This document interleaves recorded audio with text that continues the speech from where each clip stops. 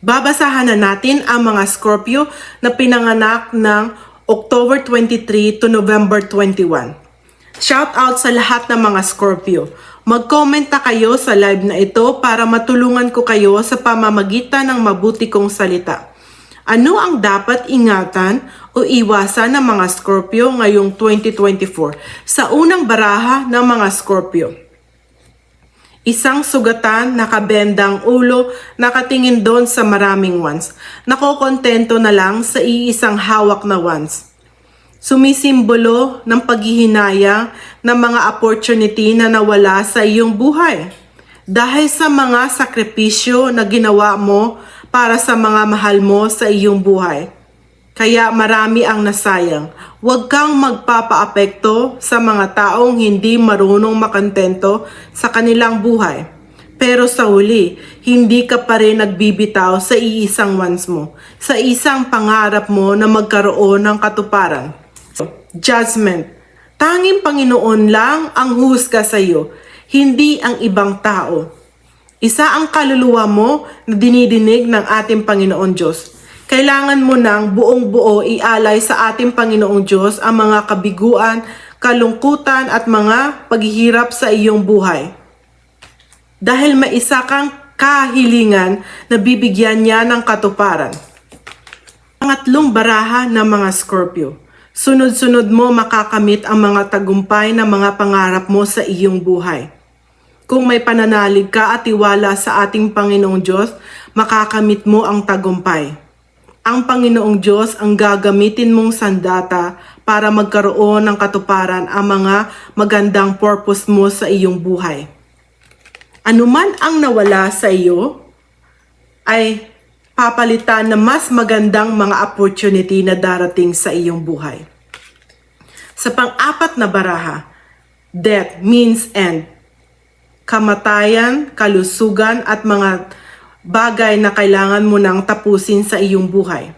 Mag-ingat ka sa kalusugan mo.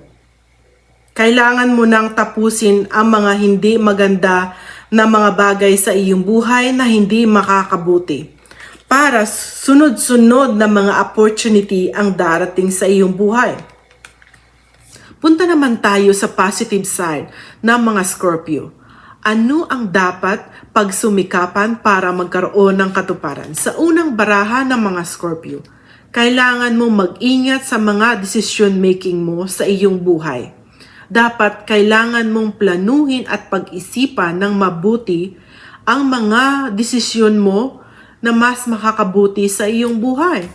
Sa huling baraha, sa negative side ng mga Scorpio, kung mapapansin mo, itong isang tao ay may dalang hindi magandang intensyon sa iyo, kaya ito ay warning sa iyo na kailangan mo mag-ingat sa taong ito.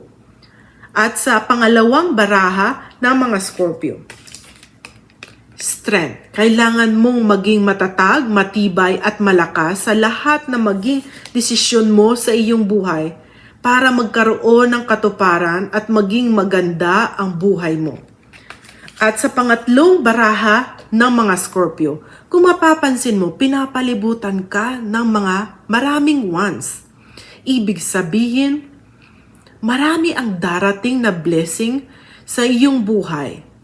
At itong wands na hawak mo na may corona, darating ang oras na mas makakaangat ka sa mas nakakarami. Dahil sa magandang intensyon at purpose mo sa iyong buhay. At pagpapalain ka ng ating Panginoon Diyos para mas marami kang matutulungan ng mga tao na nangangailangan ng tulong. Sa pang-apat na baraha, isa-isa mo mabubuo ang mga pangarap mo sa iyong buhay dahil pagpapalain ka ng ating Panginoong Diyos. Kita mo, pinapalibutan ka ng blessing. So, ito, makakamit mo lahat ng gugustuhin mo. Huling baraha ng mga Scorpio, the Magician. Lahat ng gugustuhin mo ay magtatagumpay ka. Dahil anuman ang naisin ng puso't isipan mo ay ipagkakaloob ng ating Panginoon Diyos.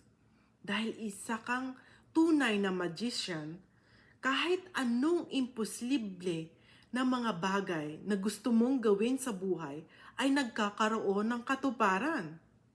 Kaya napakaswerte mo sa iyong buhay. Kasi pinag-bless ka ng ating Panginoong Diyos. At binibigay niya isa-isa ang mga pangarap mo sa iyong buhay. Kaya ito ang dapat pagsumikapan ng mga Scorpio ngayong 2024.